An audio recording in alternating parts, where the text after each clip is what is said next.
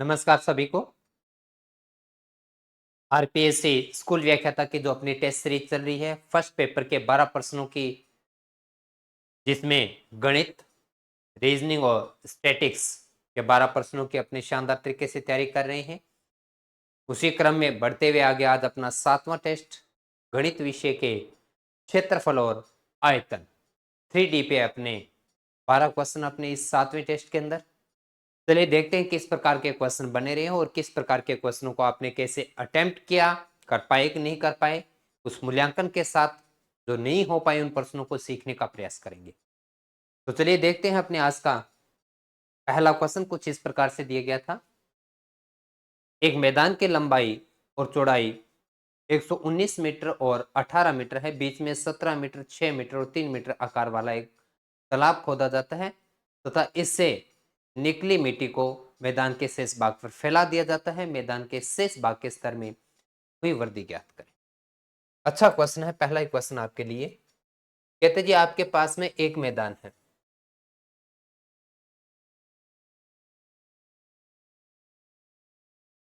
अब मैदान के अंदर एक गड्ढा बनाया आपने।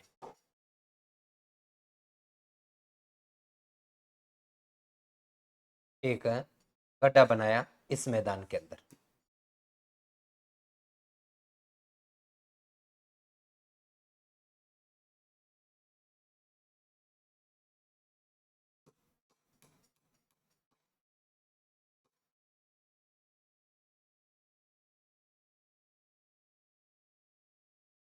इस प्रकार से अपने एक गड्ढा बना और वो कहता है कि गड्ढे के अंदर इसकी जो लंबाई है वो 17 मीटर है, चौड़ाई है वो 6 मीटर है और जो गहराई है वो 3 मीटर है। इस प्रकार का एक गड्ढा बनाया। इस गड्ढे से मिट्टी निकली और वो मिट्टी मैदान पे फैला दी शेष भाग पे। ऐसा होने से क्या होगा कि मैदान की जो है वो ऊंचाई बढ़ेगी, क्योंकि आपने उस पर मिट्टी फैलाई है ना। मिट्टी फैलाएंगे तो मैदान की क्या होगी भाई, क्या ऊंचाई बढ़ेगी। हमसे ये पूछा जा रहा है कि वो ऊंचाई जो है वो कितनी बड़ी है, ये हमें बताना। ऊंचाई के शेष भाग के स्तर में वृद्धि ज्ञात करें। तो सबसे पहले हमें ये देखना होगा कि इस गड्ढे से जो मिट्टी निकली है क्या वो इस गड्ढे के आयतन के बराबर में है। और गड्ढा कैसा है, घनाभ आकार का। और घनाभ के आयतन का फॉर्मूला लंबाई इंटू चौड़ाई इंटू ऊंचाई या गहराई। ये मिट्टी आपने उस गड्ढे में से बाहर निकाल ली। अब ये मिट्टी आप फैला रहे हो किस पे, मैदान पे। लेकिन मैदान के कौन से भाग पर। तो आप ये कह रहे हो कि मैदान की लंबाई जो 119 मीटर है और इसकी चौड़ाई जो है वो 18 मीटर है। लंबाई जो है 119 मीटर, चौड़ाई जो है 18 मीटर है। आप इस मैदान के क्षेत्रफल में से, क्योंकि मैदान जो है वो आयताकार होगा, मैदान के इस अगर आप पूरे मैदान में फैला रहे होते तो लंबाई इंटू चौड़ाई इंटू गहराई या ऊंचाई ले लेते। पर आपने तो गड्ढे में वापस थोड़ी ना डाली है, ये इतना एरिया कम हो गया। ये इतना एरिया कम हो गया तो आप ये कहते हैं कि मैदान का जो क्षेत्रफल था लंबाई इंटू चौड़ाई, इसमें से गड्ढे का एरिया कम हो गया और गड्ढे का क्षेत्रफल लंबाई इंटू चौड़ाई। ये एरिया आपको क्षेत्रफल प्राप्त हुआ जिसपे मिट्टी बिछानी है। और जैसे ही मिट्टी डाली तो उसकी क्या बढ़ी, ऊंचाई। और ये किसके बराबर हुई, जितनी मिट्टी गड्ढे में से निकल के आई। ये एक पॉइंट समझना बहुत जरूरी। दोबारा से सीखिए आप क्या कह रहे हो कि गड्ढे से निकली मिट्टी उसके आयतन के बराबर में है। वो मिट्टी हम मैदान में डाल रहे हैं, लेकिन पूरा मैदान पे नहीं डालना, गड्ढे वाले एरिया में वापस नहीं डालेंगे। तो गड्ढे वाले का क्षेत्रफल इस मैदान के क्षेत्रफल में से घटा देंगे, लंबाई इंटू चौड़ाई में से लंबाई इंटू चौड़ाई घटा दी। फिर जो एरिया बचा उस पर जैसे मिट्टी डालेंगे ऊंचाई बढ़ेंगे, इंटू एच हो जाए। आइए अब इसे हल कर देते हैं। यहां से चेक करें, 162 अपने पास में 16 हो गया है ना। और 162 का 16वां 18, 34 3 हुआ अपने पास में। 18 और 3 कितना हो गया, 2142 माइनस 42 6 4 10 102 इंटू कितना हो गया h अपने पास में। यहां से अब इसे घटा देते हैं तो कितना रहे 04020 2040 इंटू एच। ये उस मैदान का आयतन है जो निकाली गई मिट्टी के आयतन के बराबर में है, जो निकाली गई मिट्टी के आयतन के बराबर में है। क्योंकि अब हमें ऊंचाई प्राप्त करना है तो h का मान बताएंगे, तो इस तरफ की जो वैल्यू है 2040 वो दूसरी तरफ जाके क्या करेगी भाग करेगी। तो चलिए इसे कैलकुलेट करते हैं अपने।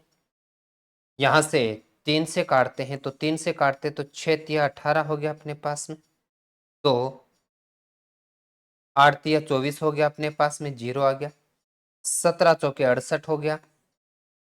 अब क्योंकि आप इसे और काट देते हैं तो 2 के पाड़े से 3 2 के पाड़े से 20 क्या प्राप्त हुआ 3/20 मीटर प्राप्त हुआ। 3/20 मीटर जो कि ऑप्शन में नहीं है, क्योंकि आपके ऑप्शन सेंटीमीटर में है। तो जो हमें मीटर में मान प्राप्त हो गया उसको हम सेंटीमीटर में कन्वर्ट करेंगे तो गुणा किससे करेंगे 100 से, 20 से 5 5 दिया 15 सेंटीमीटर उस गड्ढे की ऊंचाई बढ़ेगी। ऑप्शन नंबर सी आपके पास में क्वेश्चन नंबर फर्स्ट आपका। अच्छा क्वेश्चन था, जोरदार क्वेश्चन था, समझ में आना चाहिए। बहुत अच्छा विशेष प्रकार का मिट्टी निकाली वापस डाल दी, लेकिन उस गड्ढे में नहीं जिसमें से आपने निकाली है, वो एरिया घटाएंगे, बचे हुए एरिया इंटू ऊंचाई मिट्टी के आयतन के बराबर में। तो आपका option C question number first. चलिए आइए सेकंड। एक स्विमिंग पूल की लंबाई 40 30 और 2.2 मीटर है। 25 रुपए प्रति वर्ग मीटर की दर से इसके तल और इसके चारों भुजाओं पर सीमेंट करवाने की लागत ज्ञात करना। स्विमिंग पूल एक घनाभाकार आकृति होता है, आप जानते हैं अच्छे से। एक स्विमिंग पूल होगा वो घनाभाकार आकृति का होगा अपने पास में, है ना। इस स्विमिंग पूल के अब वो कहता है कि इस पे चारों दीवारों पर भी आपने को करवाना है और प्लस इसके जो है धरातल बेस पे भी करवाना है। तो कुल मिलाकर इस स्विमिंग पूल के 5 फलक काम आएंगे कि नहीं आएंगे, बिल्कुल आएंगे। अब 5 फलक कौन कौन से हैं, तो 5 फलक आप कहते हो कि एक तो उसका 4 दीवार प्लस उसका फर्श, नहीं क्या, इस पे हमें क्या करना है सीमेंट करवाना है, चारों दीवारों पर भी करवाना है फर्श पे भी करवाना है। चारों दीवारों के क्षेत्रफल का फॉर्मूला 2 इंटू ऊंचाई लंबाई प्लस चौड़ाई, छत और फर्श के क्षेत्रफल का फॉर्मूला L इंटू बी होता है। अपने पास सारे मान उपलब्ध है, लंबाई है 40, चौड़ाई है 30 और ऊंचाई है 2.2। अब वो कहता है कि 25 रुपए के हिसाब से खर्चा बता दो, बिल्कुल बता देते हैं, पहले अपने एरिया निकाल लेते हैं। तो 2 इंटू ऊंचाई कितनी है 2.2 है, लंबाई कितनी है 40, चौड़ाई कितनी है 30 अपने पास में, प्लस 40 इंटू 30। ये जो एरिया प्राप्त होगा उस एरिया को किससे गुना करना होगा भाई, क्या 25 रुपए से। क्यों, क्योंकि आपने जितना एरिया प्राप्त किया उस पर खर्चा कितना आएगा ये बताने के लिए आपने कहा 25 रुपए प्रति वर्ग मीटर। तो जो आपका क्षेत्रफल आएगा उसको क्या करना है 25 से गुणा भी करना है। तो चलिए हल करते हैं इससे 22, इसे आगे बढ़ते हैं। चलो ये हो गया 70 हो गया अपने पास में। अब अपने पास में 2 इंटू 2.2 इंटू 70 प्लस कितना हो गया 4 तिया 1200। पॉइंट हटाएंगे 0 आएगा, 0 से 0। अब अपने पास में कितना हुआ देखो 22 आता, 7 दुआ 14, 14 और 1 15, तो यहां से कितना हो गया 8 हो गया, 15 दुआ 30, 308 प्लस 1200, 308 प्लस है 1200 और गुणा किससे करना है अपने को 25 रुपए से करना है। तो आइए आगे बढ़ाते हैं, गुणा किससे करना है क्या 25 रुपए से करना है। 12 और 3 15, 0 8 अपने पास में और इंटू 25 से करना है। 25 8 है 200, 2 बचा, 25 5 125 और 2 27 12 बचा, 25 12 कितना हो गया 37,700 रुपये आपका क्या आएगा खर्चा आएगा। 37,700 रुपये में क्या होगा सीमेंट करवाने का पूरा खर्चा हमें प्राप्त हुआ, जो कि हमसे पूछा गया था। ऑप्शन नंबर कौन सा? ठीक प्राप्त हुआ, 37,700। तो आपने कहा कि एक जो जो अपना था स्विमिंग पूल था, उसके 4 दीवार और उसके फर्श पे सीमेंट करवाना है और खर्चा 25 रुपए के हिसाब से बताना है। 5 फलक का क्षेत्रफल 2 तरीके से बता सकते हैं। संपूर्ण में से छत उड़ा दो, माइनस कर सकते थे एल इंटू बी, या वक्र में या 4 दीवार में फर्श जोड़ दो। दोनों रास्ते से ही थे, दोनों में एक समान आंकड़ा प्राप्त होना था, 37,700 रुपए। आइए, एक लंबा आयताकार बर्तन पानी से आधा भरा हुआ है। हमारे पास में एक आयताकार बर्तन है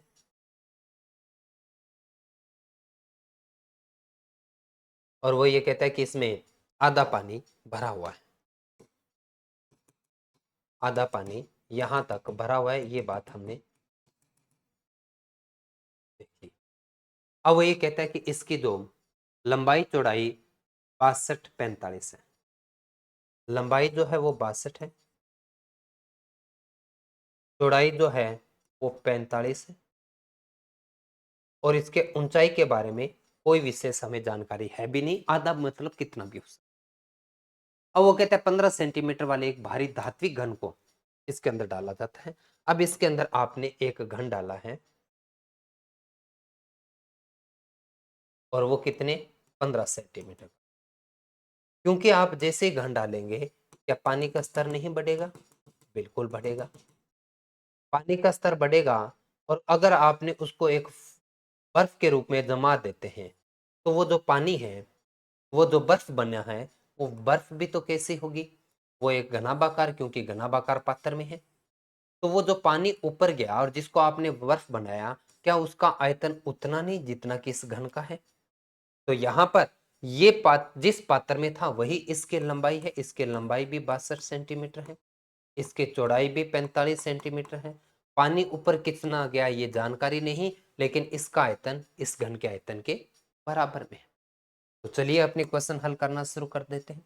तो आप ये कहते हो कि इस घनाभ का जो आयतन है, इस घनाभ का जो आयतन है वो बराबर है किसके? घन के आयतन के बराबर में,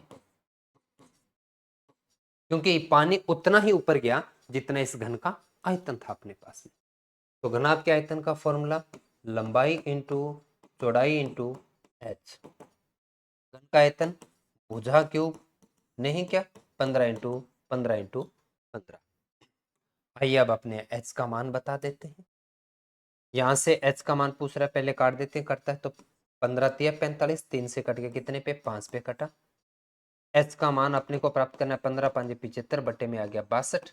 इसे जब हल करते हैं तो 1.21 आपके पास में रिजल्ट प्राप्त होता है, ऑप्शन नंबर। वैल्यू थोड़ी सी पॉइंटों में जाने वाली है, कटेगा नहीं, आपको भाग्य देना पड़ेगा। तो 62 का भाग देंगे तो 1.21 लगभग पॉइंटों में अपने को प्राप्त होगा, ऑप्शन नंबर ए के अंदर। ठीक है, क्वेश्चन नंबर 3। चलिए फोर्थ, किसी टंकी को भरने में 12 बाल्टी पानी लगता है। आपने कहा ये टंकी है हमारे पास में, इस टंकी को भरने में 12 बाल्टी लगती है, हमारी ऐसी 12 बाल्टियां लगेगी। तब जब प्रत्येक के अंदर पानी जो आएगा वो 13.5 लीटर आएगा। क्या मैं आपसे पूछ सकता हूं कि फिर कुल कितना पानी इस टंकी में आया है? टंकी के अंदर कुल कितना पानी है? तो आप कहोगे कि एक बाल्टी में 13.5 लीटर पानी आया है, तो 12 में कितना है बताने के लिए गुणा करेंगे। ये पानी हमें प्राप्त हुआ लीटर के फॉर्मेट में।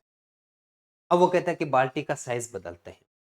अब जो बाल्टी है वो 9 लीटर के लेते हैं। अब आप बाल्टी जो है यहाँ से 9 लीटर के लेते हैं। अब वो कहता है वो कितनी बाल्टियां डालनी पड़ेगी अपने पास में, है ना? 9 लीटर धारिता, सॉरी 9 लीटर क्या है उसकी धारिता है, लेकिन वो कहता है बाल्टी कितनी डालनी पड़ेगी ये बताओ। तो बाल्टी कितनी वो अलग मैटर है, लेकिन उस बाल्टी से पानी तो इतना ही चाहिए कि नहीं चाहिए, तभी वो टंकी पूरी भरेगी। तो आप ये कहते हो कि 12 बाल्टियों में 13.5 लीटर के हिसाब से जितना पानी आया, वो पानी कितनी बाल्टियों के बराबर में होगा? कितनी बाल्टियों के बराबर में होगा? 9 लीटर के क्षमता के हिसाब से। बस इतना क्वेश्चन और खत्म हो गया अपने पास में। तो आप बताइए, बाल्टियों की संख्या बताने के लिए 9 गुणा करा, इधर आके क्या करेगा, भाग करेगा। तो 12 इंटू 13.5, पॉइंट हटा दिया, बटे में 10 आ गया। 9 गुणा करा था, इधर आके भाग करेगा। आगे क्या प्राप्त हो रहा है, कि बाल्टियों की संख्या प्राप्त हो रही है अपने को। 15 निमा 135 होता है। 5 से काट दिया 2 पे, 5 से काट दिया 3 पे, 2 से काट दिया 6 पे, 6 दिया, कितना प्राप्त हो रहा है, 18 बाल्टियों की आवश्यकता पड़ेगी। यही आपने पूछा था, यही हमें बताना था। ये बड़ा आसान क्वेश्चन था। आपको पहले पानी की मात्रा दूसरे पानी की मात्रा के इक्वल करना था, क्योंकि टंकी भरने के लिए उतना ही पानी जितना पहली बार डाला उतना ही दूसरी बार डालना पड़ेगा। बाल्टी छोटी है तो संख्या ज्यादा, राउंड ज्यादा लगेंगे। बाल्टी बड़ी है तो राउंड कम लगेंगे पास में। ये क्वेश्चन नंबर 4 अपनी। फिर एक बेलन की त्रिज्या 150 मीटर बढ़ा दी जाती। तो मुझे बताओ भाई, बेलन की त्रिज्या पहले अपने आप में कितनी थी, 100%। अब आपने त्रिज्या कितनी कर दी, 150 बढ़ा दी, तो आर कितनी होगी, 250%। 100 पहले थी, 150 बढ़ा दी, हो कितनी की, 250। ऊंचाई 20 कम कर दी, पहले कितनी थी 100, रे कितनी गई, 80% ऊंचाई। आयतन में कितने प्रतिशत की वृद्धि, तो आयतन क्या होता है, पाई आर स्क्वायर एच होता है कि नहीं होता। इसमें फिक्स वैल्यू कौन सी है, पाई। तो प्रतिशत वाले में आपका फॉर्मूला केवल बचा है आर स्क्वायर एच। आर का मान है 250 इंटू 250, और एच कितना है 80। तो कितनी बार आएगा, 2 बार आएगा। पहले आयतन कितना था अपने आप में, 100% था। अब वाला देखो कितने पे पहुंच गया। तो 1 2 3 जीरो तो डाल दो भाई। 2 के पाड़े से 4, 5 के पाड़े से 5, ये 10 कट गया। 500 के 20, 25 दुआ 50 अपने पास में। तो कितना आ रहा है, 500%। कितना आया, 500। अब आपको 500% आते ही सी टिक करना है क्या, दो बातें होती है। अगर वो कहता है कि आयतन कितना प्रतिशत हुआ, तो 500। लेकिन आपने क्या पूछा है, कितने प्रतिशत की वृद्धि हुई है। तो आपको देखना होगा कि पहले मूल रूप में 100 था, अब पहुंच गया 500 पे, बड़ा है क्या, बिल्कुल बड़ा है। कितना बड़ा है, 400, ऑप्शन है। हुआ कितना पूछा तो 500, बड़ा कितना पूछा तो 400, आपको टिक कर। चलिए आगे बढ़ते हैं। 6 नंबर, एक बर्तन में 11.28 मीटर वर्ग मीटर क्षेत्रफल को रंगने के लिए पर्याप्त तरल है। विमाओं 30, 25 और 12 सेंटीमीटर के कितने बक्से इस बर्तन के तरल द्वारा रंगे जा सकते। भाई आप साफ साफ कह रहे हो कि हमारे पास इतना रंग है और ये डब्बे हैं। इन डब्बों की संख्या कैसे प्राप्त करेंगे, कि कितने डब्बे रंगे जा सकते हैं। तो ये बताने के लिए बक्सों की संख्या कैसे प्राप्त करें, कि जितना रंग है वो ढूंढो। रंग कितना है, 11.28 वर्ग मीटर क्षेत्रफल, इतने एरिया में कवर हो सकता है। तो इसमें अगर एक बक्से के एरिया का पूरे सारा जितने एरिया में हम रंग कर सकते हैं, उतने एरिया के क्षेत्रफल में यदि एक बक्से के क्षेत्रफल का भाग दे दें तो बक्सों की संख्या प्राप्त हो जाएगी। तो एक बक्से का क्षेत्रफल कैसे प्राप्त करेंगे, तो ये रहा जी आपके पास में। तो यहां से 2LB, क्योंकि संपूर्ण पृष्ठ निकालेंगे, तो क्या कहोगे, 2L into B plus B into H plus H into L. पूरे क्षेत्रफल में आप एक बक्से के संपूर्ण पृष्ठीय क्षेत्रफल का भाग देंगे तो हमें पता चलेगा कि कितने बक्से हम रंग कर पाएंगे। लेकिन अब एक समस्या, क्या आपने पूरा क्षेत्रफल वर्ग मीटर में दिया और इनके माप सेंटीमीटर। तो वर्ग मीटर से वर्ग सेंटीमीटर में जाएंगे, वो कैसे जाएंगे, क्या वर्ग मीटर में आप 100 इंटू 100 का गुणा कर देते हैं तो आपका मान वर्ग सेंटीमीटर में आ जाए। नीचे का एरिया हम प्राप्त कर लेते हैं। 2 का 2 है अपने पास में, 25 या 75, आप रफ काम कर लीजिए थोड़ा सा, 750 ये हो गया। 6 5 30, ये 300 ये हो गया। 12 3 36, 360 ये हो गया अपने पास में। 0 11 6 10 3 13 और एक 14, एक 14 10 अपने पास में प्राप्त हुआ।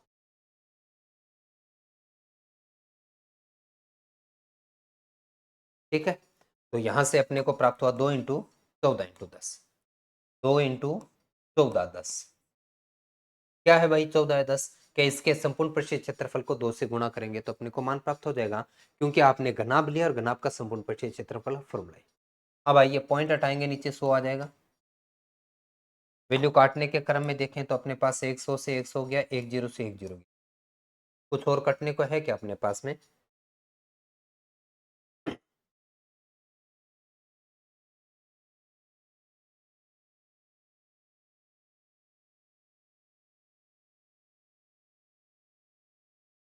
अट्ठाईस है, सॉरी, है ना, यहाँ 28 है।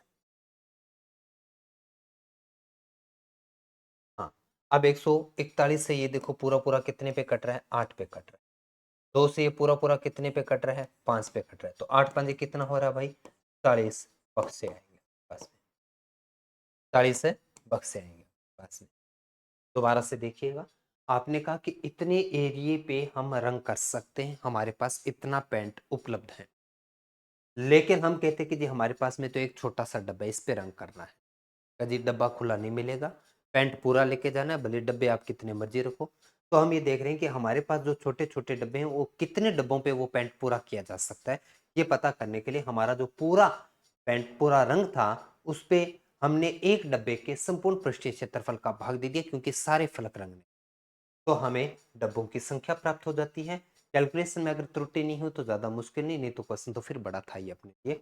डब्बों की संख्या प्राप्त हुई, ऑप्शन ए 40। आइए, एक बेलन का पृष्ठीय क्षेत्रफल और एक आयतन, जब भी पृष्ठीय क्षेत्रफल और आयतन दे दे तो ध्यान रखना बेलन के आयतन का फॉर्मूला क्या होता है? पाई आर स्क्वायर एच। कितना दे रखा है आपने? 924। और पृष्ठीय क्षेत्रफल क्या होता है? 2 पाई आर एच। वो कितना है? 264। इसे हल कर दे। एच से एच, पाई से पाई, आर से आर, तो क्या प्राप्त होता है? आर बटे में। ये संख्या अगर हम देखें इधर से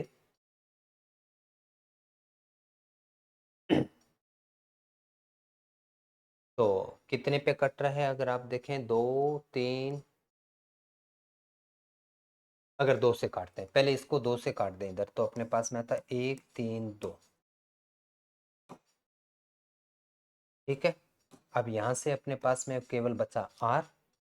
इस 132 से काटते हैं तो ये पूरा पूरा 7 2 14, 7 21 और 22, 7 और 2 9, पूरा पूरा कटेगा कितने पे? 7 पे। आर का मान कितना प्राप्त हुआ? 7। जब आर की वैल्यू प्राप्त हो तो कहीं पे भी आर की वैल्यू रख देते हैं ताकि हमें एच भी प्राप्त हो जाए। 2 × 22/7, आर का मान 7 इंटू एच बराबर में कितना था? 264। आप आर की वैल्यू भले आयतन में रखें, भले संपूर्ण पृष्ठीय या वक्र पृष्ठीय में, दोनों में से कहीं पे भी रखें, आपका रिजल्ट प्राप्त होगा। 7 से 7 कटा, 2 से इसको काट देते हैं तो 1 3 2 हो गया अपने पास में। 11 से काट दिया तो 2, 11 से काट दिया 12, 2 से काट दिया 6। एच का मान हमें प्राप्त हो गया कितना? एच 6 है, आर का मान 7 है। आपने कहा इसकी त्रिज्या और ऊंचाई का अनुपात, तो पहले पूछा है त्रिज्या, फिर पूछा है ऊंचाई। त्रिज्या है 7, ऊंचाई है 6, रेशियो प्राप्त हुआ कितना? 7:6। ऑप्शन सी, 7:6, ऑप्शन सी अपने प्राप्त हुआ। एक धातु के बेलनाकार पाइप का आयतन 7480 घन सेंटीमीटर आयतन है अपने पास में। इसकी लंबाई 1.4 मीटर है और बाहरी त्रिज्या 9 सेंटीमीटर। तो इसकी मोटाई ज्ञात कीजिए। तो मुझे एक बात बताएं कि आपके पास अगर ऐसी खोखली बेलनाकार पाइप हो, ऐसी खोखली बेलनाकार पाइप हो अपने पास में, तो इसका वजन कैसे प्राप्त करते हैं आप? यदि वजन प्राप्त करने के लिए बाहरी आयतन में से भीतरी आयतन को घटा दें, तो क्या आप ये कह रहे हैं कि पाई आर स्क्वायर बड़ी वाली त्रिज्या में से छोटे वाली त्रिज्या घटा दें इंटू एच कर दें तो हमें उसका आयतन प्राप्त होगा, जो कि वैल्यू कितनी है? 7480।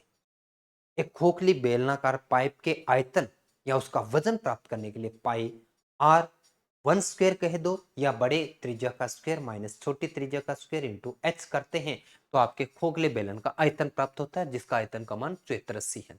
अब वो कहते हैं इसकी लंबाई 1.4 मीटर है। यहां पर देखो घन सेंटीमीटर दे रखा है तो इसको भी सेंटीमीटर पढ़ोगे। 1.4 मीटर को आप सेंटीमीटर में बदलोगे तो कितना आएगा? 140 सेंटीमीटर आ जाएगा। और त्रिज्या आपको दे रखी है कौन सी? बाहर वाली, यानी बड़ी त्रिज्या। आर का मान तो है अपने पास में 9, बड़ी वाली और छोटी वाली का वो आपसे जानना चाहता है। तो चलिए इसे हल कर देते हैं, अपने वैल्यू पुट करते हैं। जो जो है अपने पास में, पाई का मान तो 22/7 हो गया, आर अपने पास में 9 का स्क्वायर माइनस आर का स्क्वायर, एच आपने अभी बताया कितना भाई 140, बराबर में कितना है 7480। देखो जीरो से तो जीरो कट गया, अब इस संख्या को काटते हैं अपने पास में।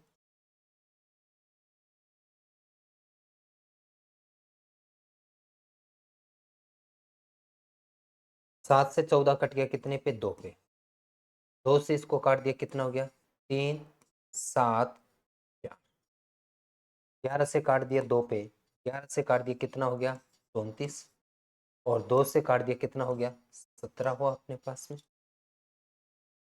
आइए 9 का स्क्वायर कितना हो गया 81, माइनस आर स्क्वायर बराबर में कितना है 17, आर स्क्वायर उधर जाएगा तो 17 इधर आके क्या करेगा माइनस करेगा, किस में से 81 में से, कितना प्राप्त होगा 64, किसके इक्वल में आर स्क्वायर। तो छोटे वाली त्रिज्या कितनी प्राप्त होगी 8 प्राप्त होगी, क्योंकि स्क्वायर इधर आके क्या करेगा रूट करेगा। तो आपने कहा कि बड़ी त्रिज्या 9 है और छोटी त्रिज्या अब हमने प्राप्त कर ली कितनी होगी 8। उसने पूछा इसकी मोटाई कितनी है, तो मोटाई कैसे बताई जाती है, मोटाई का बड़ा आसान सा तरीका है कि बड़ी वाली त्रिज्या में से छोटी वाली त्रिज्या घटा दो तो मोटाई प्राप्त होगी। बड़ी वाली त्रिज्या 9 दे रखी थी, छोटी हमने प्राप्त कर ली, मोटाई कितनी प्राप्त हुई 1 सेंटीमीटर, ऑप्शन नंबर ए। अच्छा क्वेश्चन, जोरदार क्वेश्चन, और जोरदार ही थे सारे क्वेश्चन, अच्छे थे। बिना पढ़े बिना समझे कोई भी क्वेश्चन आप नहीं कर सकते थे, लेकिन करना जानते हैं तो कोई भी ऐसा क्वेश्चन था नहीं जिसे आप कर ना पाए। लेकिन अलग अलग तरह के अच्छे क्वेश्चन, मोटाई 1 सेंटीमीटर प्राप्त हुई। ये स्कूल व्याख्याता के अपने जो है, मैं कहना चाहूंगा कि अपने जो कोर्स है वो अभी वर्तमान में मैंने मेरी तरफ से कंप्लीट करवा के बस आपका इंतजार कर रहा हूँ कि आप इसे कब पढ़ लेते हैं। क्योंकि मैं ये चाहता हूं कि एक बार जो मैथ, स्टैटिक्स और रीजनिंग मैंने पूरे करवा दिए, जो 3 प्रकार के कोर्स उपलब्ध है, रीजनिंग नहीं पढ़ना चाहते तो ये, रीजनिंग पढ़ना चाहते हो तो इसके साथ में, और अगर आपके मल्टीपल एग्जाम टारगेट है तो ये तीनों ऑप्शन आपके पास में। सिलेबस आपका कंप्लीट हो चुका है, मैथ, स्टैटिक्स और रीजनिंग कंप्लीट हो रहा है। रीजनिंग के एक आधा टॉपिक जो लाइव अभी चल रहा है अपने पास, छोटे छोटे जो क्वेश्चन आ सकने की संभावनाएं हैं, अकॉर्डिंग टू सिलेबस तो पूरा हो चुका है। अब आप इसे पढ़ें ताकि आपका सिलेबस पूरा आपकी ओर से पूरा हो जाएगा। तो मैं हर टॉपिक के 50 से 100 प्रश्नों का बिल्कुल वैसे ही जैसे पटवारी के लिए आपके लिए शतकीय बैच और आपका क्रैश कोर्स मैं शुरू करूंगा। लेकिन ये तब संभव हो पाएगा जब आप इसको एक बार सिलेबस को निकाल लें अपने पास से। दूसरी और तीसरी बार सिलेबस मेरे साथ निकालेंगे तो बहुत शानदार तरीके से आपकी थोड़ी बहुत जो कोई कमियां रह जाएगी तो उनको हम दूर कर पाएंगे। और आप देखेंगे कि आपने जो पहले पढ़ा है उसमें कुछ चीजें छूट तो नहीं गई क्या, कुछ भूल तो नहीं गई क्या। तो अभी भी 2 बार सिलेबस मेरी ओर से करवाया जाएगा आपका। जैसे ही टॉपिक वाइज सारे टेस्ट पूरे हो जाएंगे, आपके एग्जाम तक 12 प्रश्नों का पूरे सिलेबस का, यानी इन तीनों सब्जेक्ट को मिलाकर 12 प्रश्नों का मॉक टेस्ट चलना शुरू हो जाएगा, ताकि आज के दिन में अगर पेपर होता तो हम 12 में कहां स्टैंड करें।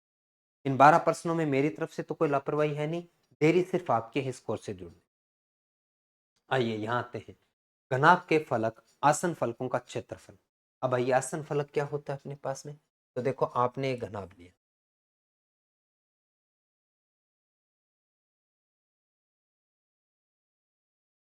जहां आपने फॉर्मूले लिखे वहां एक फॉर्मूला नोट कीजिएगा। आसन फलक कौन से, देखो देखो एक फलक ये है इसके,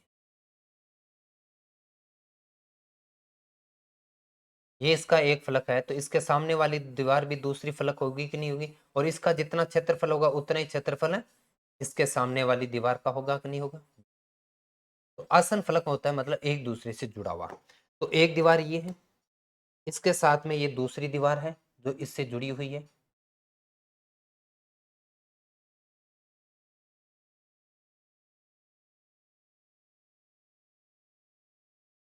ये दूसरी दीवार है हमारे पास में, और इसी के साथ में ये तीसरी दीवार जो ऊपर व्हाइट है अपने पास में। चलो इसको भी कलर कर देते हैं।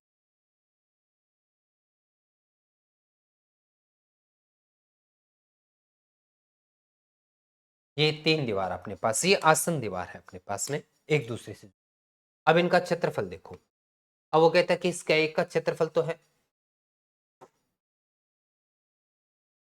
एक का क्षेत्रफल है 32 सेंटीमीटर स्क्वायर, एक का क्षेत्रफल है 24 सेंटीमीटर स्क्वायर, और एक का क्षेत्रफल है 48 सेंटीमीटर स्क्वायर।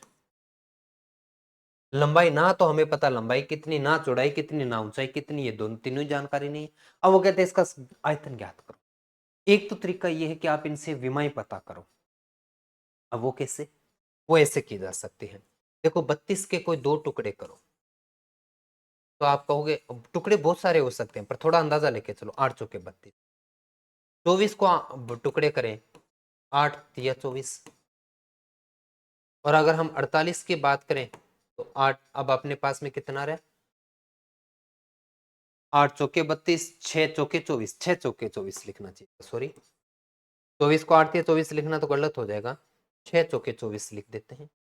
और 48 के लिए क्या लिखा जा सकता है? 8 इंटू 6।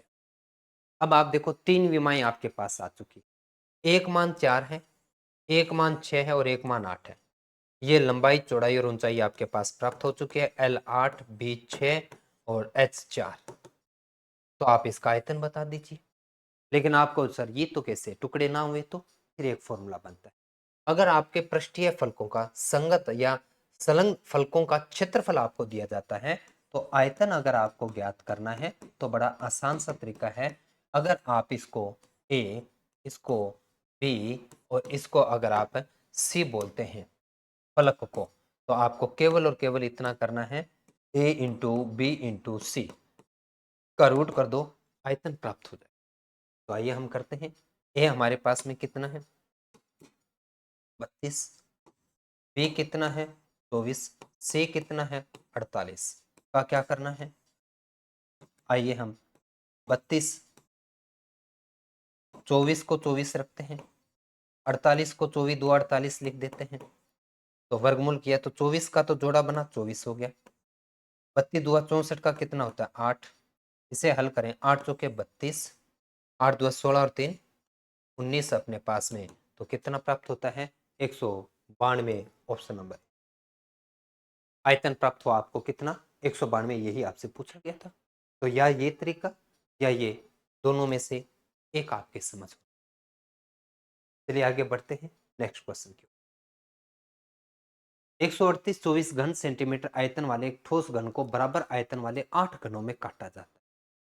तो देखो ऐसे छोटे छोटे 8 घन बनाए आपने। छोटी सी बात तो ये बताओ कि इस एक छोटे घन का आयतन इसका आयतन जो है वो किसके बराबर होगा? एक छोटे वाले का। तो आगे तो बढ़े नहीं, पहले यहीं तक रुके। इस एक का वजन कितना होगा? तो आप कहोगे कि जो कुल वजन है, जो कुल वजन है, अगर हम उसमें छोटे छोटे कितने 8, 8 का भाग दे देंगे तो इस एक छोटे का वजन पता चलेगा कि नहीं चलेगा? बिल्कुल।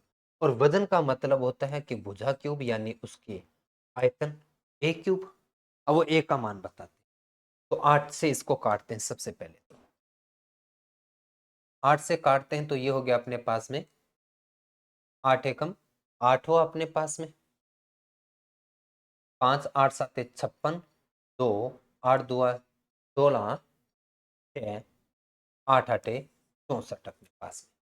तो 1728 अपने को प्राप्त हुआ। किसके इक्वल प्राप्त हुआ? ए क्यूब। ए क्यूब के बराबर 1728। तो ए का मान बताना है, भुजा बताना है। तो 1728 का आपको क्या करना पड़ेगा? घन मूल करना पड़ेगा। अब अगर आप कह दो गुजी घन मूल तो कौन नहीं आवा है, तो क्वेश्चन तो गया। कितना प्राप्त हुआ? ए का मान 12 प्राप्त। ये हमारा पहला क्वेश्चन। अब ये कहता है ये तो छोटे वाले की मान लीजिए इसकी भुजा आपको प्राप्त होगी 12, लेकिन आपने पहले बड़ा घन भी तो ले रखा था एक। ये बड़ा घन था और इसका आयतन जो था वो कितना था? 1324। तो इसकी भुजा कितनी है? इस बड़े वाले की भुजा बताने के लिए हमें इसका आयतन ए क्यूब होगा कि नहीं होगा? और इसका आयतन कितना था? 138 था अपने पास में। अब इस ए का मान कैसे प्राप्त करें? तो ए का घनमूल करोगे तो 138 इधर आके क्या करेगा? घनमूल करवाएगा। और घनमूल करेंगे तो आप देखो 4 से तो कितना हो गया? 4 हो गया, 2 छोड़ दिया 2, तो आपके पास प्राप्त हुआ 24। अब आपने कहा इसकी भुजा तो है 24 और इसकी भुजा है 12। बड़े वाले एक घन का जो आयतन आपने दिया था उसकी प्रत्येक भुजा 24 सेंटीमीटर थी। इससे जो छोटे छोटे 8 घन बनाए उसके प्रत्येक की भुजा 12 सेंटीमीटर है। ये चीज तो पहले क्लियर है। अब वो क्या कहता है, ध्यान से देखिएगा। अब वो कहता है तो आरंभिक घन के पृष्ठीय क्षेत्रफल, आरंभिक ये पृष्ठीय क्षेत्रफल क्या होगा? अब यहां से दूसरा क्वेश्चन शुरू हो गया। पृष्ठीय क्षेत्रफल 6a स्क्वायर, 6a स्क्वायर। ए वाली ए भुजा कितनी है? 24। और तीन छोटे घनों का, तो छोटे वाले 3 घन, इसका क्षेत्रफल 6a² के बीच का क्या चाहिए अपने को, अनुपात चाहिए कि अनुपातों का जो है क्षेत्रफल के योग का अनुपात क्या है, तो इन दोनों का अनुपात चाहिए। आइए अब इसे हल कर देते हैं और अनुपात निकाल देते हैं। 12 से कटा 2 पे, 12 से कटा 2 पे कटा, 6 से 6 कट चुका है अपने पास में। यहां से क्या बचा अपने पास में 4, और यहां से क्या बचा अपने पास में 3। 4 3 आपका क्या प्राप्त हुआ, रेशो, ऑप्शन नंबर बी, 4:3 प्राप्त हुआ। चलिए आगे बढ़ते हैं। एक लंबवर्तीय शंकु का आयतन उस गोले के आयतन के बराबर है जिसकी त्रिज्या शंकु के आधार की त्रिज्या से आधी है। देखिए आपने दो आकृतियां ली, क्या लिया अपने पास में, एक लंबवर्तीय शंकु, एक तरफ तो है शंकु और दूसरी तरफ है गोला।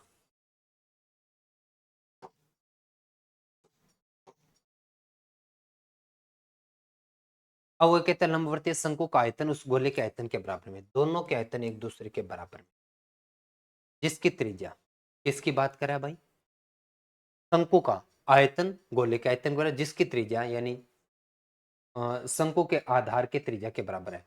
गोले की जो त्रिज्या है वो शंकु के आधार की त्रिज्या के क्या है, बराबर, जिसकी त्रिज्या शंकु के आधार की त्रिज्या से आधी है, सॉरी आधी है।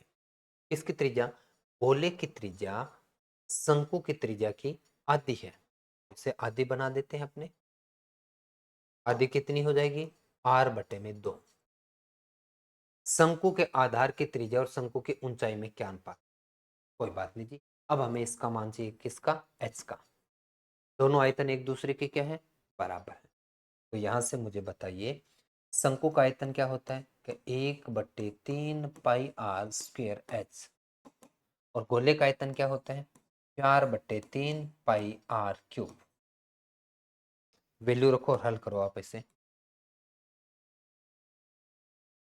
तो यहां से देखो, एक तो 3 से 3 काट दिया, पाई से पाई काट दिया, r², यहां पर तो देखो त्रिज्या r² ही है, h भी h है, यहाँ की त्रिज्या कितनी है, r/2 की पावर 3 यानी 3 बार लिखोगे,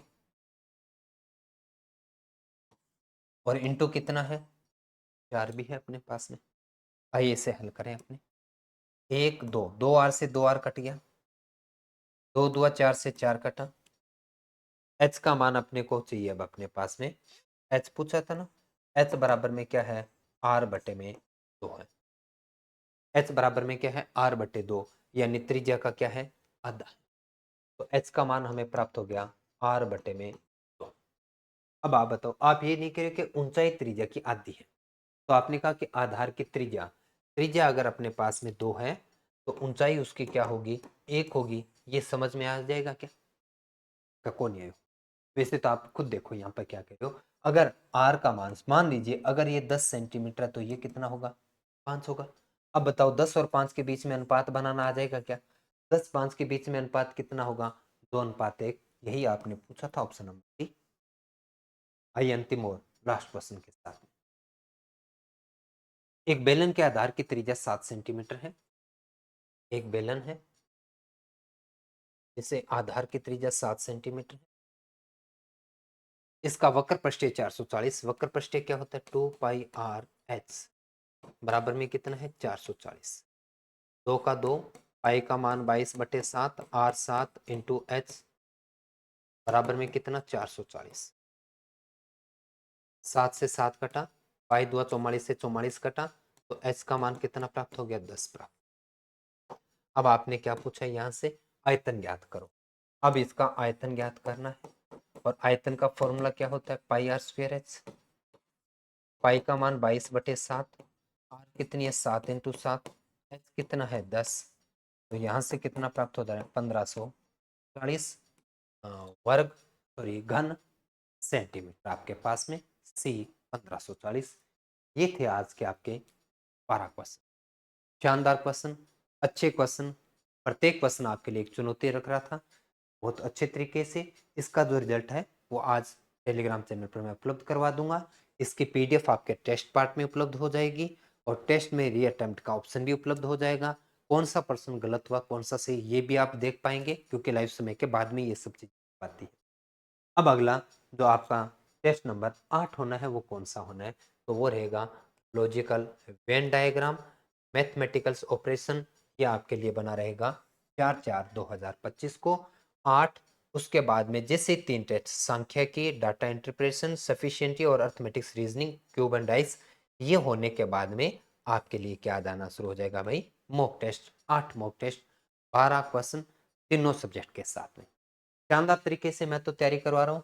आज भी अगर आप जुड़ते हैं तो टेस्ट सीरीज आपके कोर्स के साथ फ्री रहती है। एक बार सिलेबस आपका पूरा है, शतकीय बैच में आपका शुरू करूंगा वो उपलब्ध हो जाएगा, प्लस आपके जो क्रैश कोर्स एक शॉर्ट नोट्स के रूप में आपको मैं पढ़ाऊंगा लास्ट टाइम में, बिल्कुल एग्जाम से जस्ट पहले, ताकि आपको सेल्फ रिवीजन करने की आवश्यकता नहीं, मेरे साथ रह के करोगे, अच्छा रिवीजन होगा, जल्दी रिवीजन होगा।